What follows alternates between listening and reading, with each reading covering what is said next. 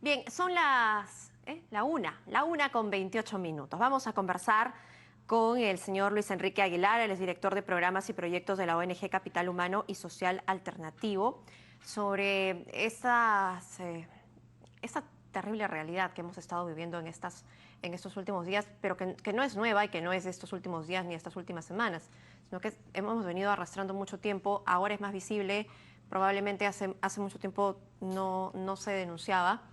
Pero ¿qué es lo que está pasando? ¿Por qué es que hay tantos casos ahora de niños eh, que son víctimas, en algunos casos, de sus propios padres?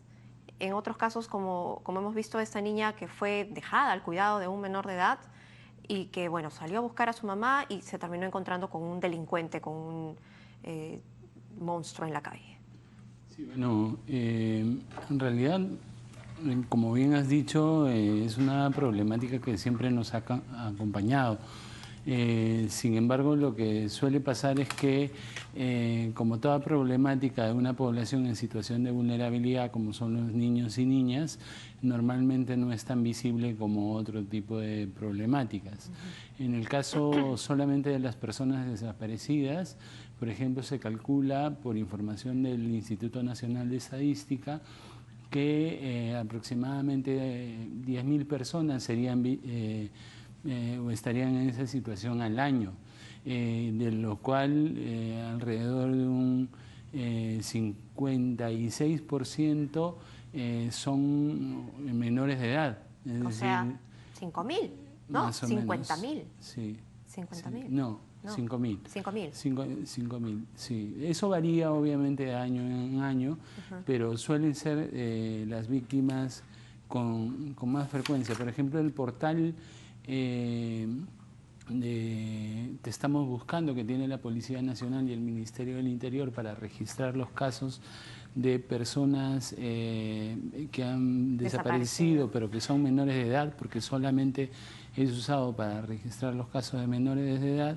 Plantea que el año 2019 se procesaron 2.902 denuncias, de los cuales 2.114 denuncias correspondían a niñas, mujeres, ¿no? ¿Y se resolvieron? Lo que pasa es que no se puede hablar necesariamente de resolver un caso, porque a la desaparición en algunas situaciones puede acompañar por años el proceso. La Policía Nacional, al menos de las consultas que hemos realizado en otros momentos, no en la actualidad, no tiene información de qué pasa con la denuncia en muchos casos, o por lo menos no ha procesado esa información. Solo en lo que va del año estamos hablando de cerca de 558 denuncias de menores de edad que se han procesado. En este año, 2020. En este año.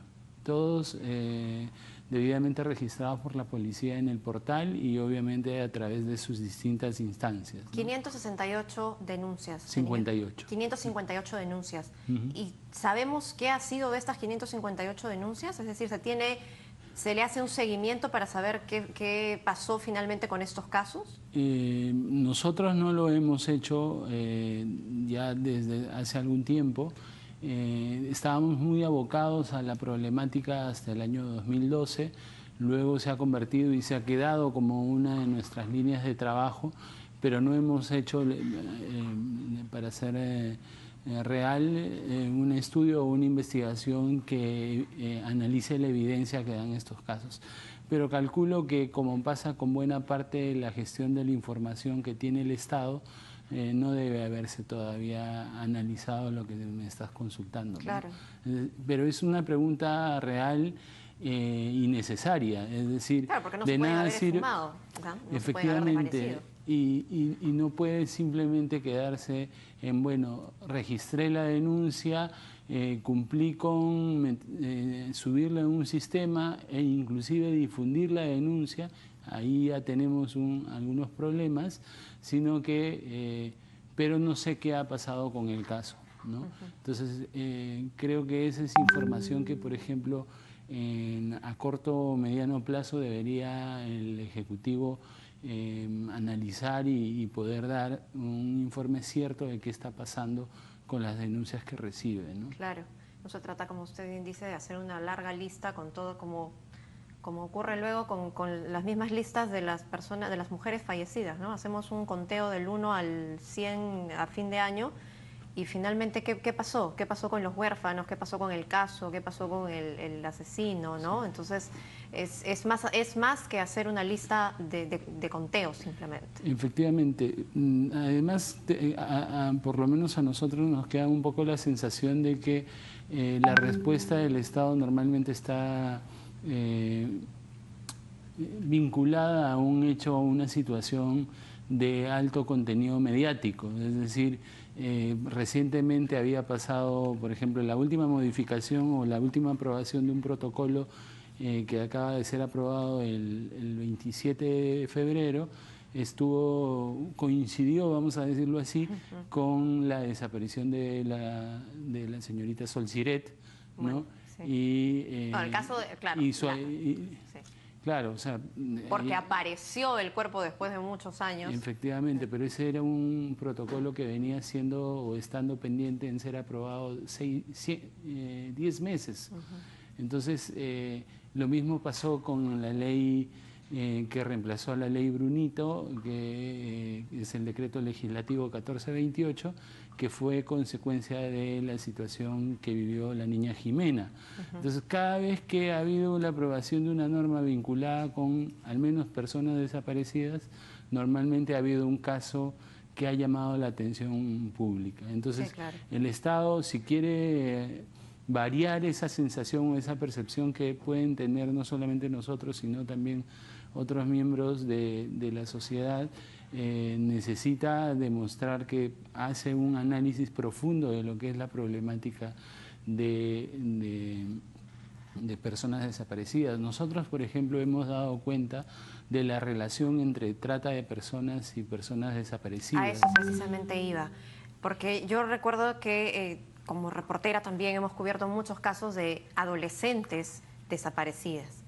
Y lo primero, en la experiencia, lo primero que uno piensa es, bueno, lo más probable es que a esta jovencita la hayan captado, la hayan raptado y se la hayan llevado a las zonas de frontera donde existe trata de personas.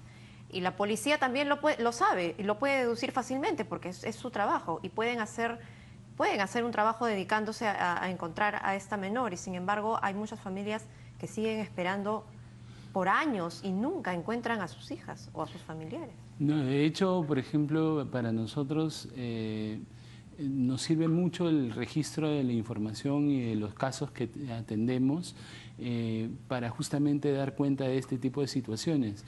Fue la reiterancia de algunos tipos de casos donde las víctimas de trata de personas primero habían pasado por una situación de desaparición, lo que llamó nuestra atención y hizo que hiciéramos una investigación y llegamos en su momento a identificar la situación y por eso hablamos mucho de la antesala de la trata de personas. Esa antesala es normalmente un caso de desaparecidos, ¿no? De personas desaparecidas.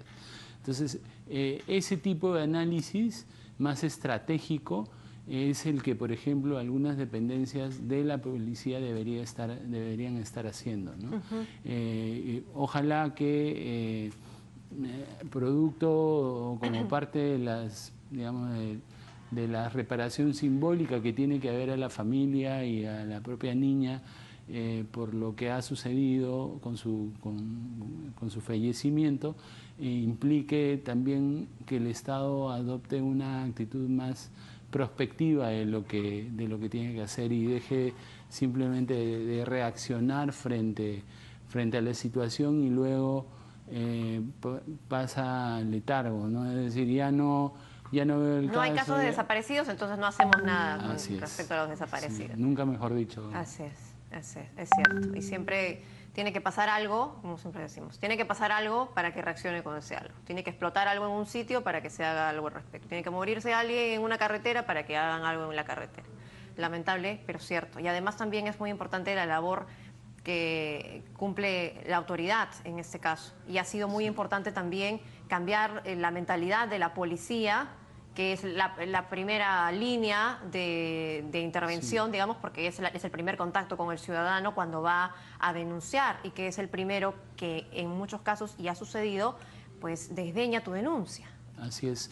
De hecho, la Policía Nacional no solamente ha mejorado sus procedimientos, sino que adicionalmente viene tratando de mejorar también su sistema de registro de información. Sin embargo, las carencias son muchas y sobre todo la poca especialización de sus actores. Ahora, por ejemplo, nosotros antes de venir hicimos una llamada a la línea 114, que es la línea para denuncia de casos de personas desaparecidas. Okay. Y la persona que nos atendió nos dijo que necesariamente toda denuncia de personas desaparecidas tenía que pasar por una comisaría. Y eso, de acuerdo a la legislación, no es así. ¿Y para qué está la línea entonces?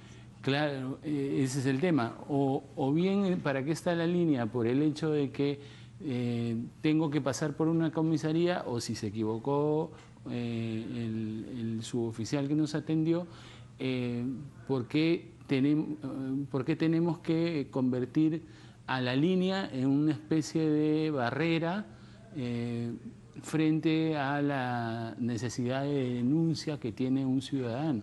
O sea, no, en ninguno de los dos casos tiene sentido, ¿no? Claro.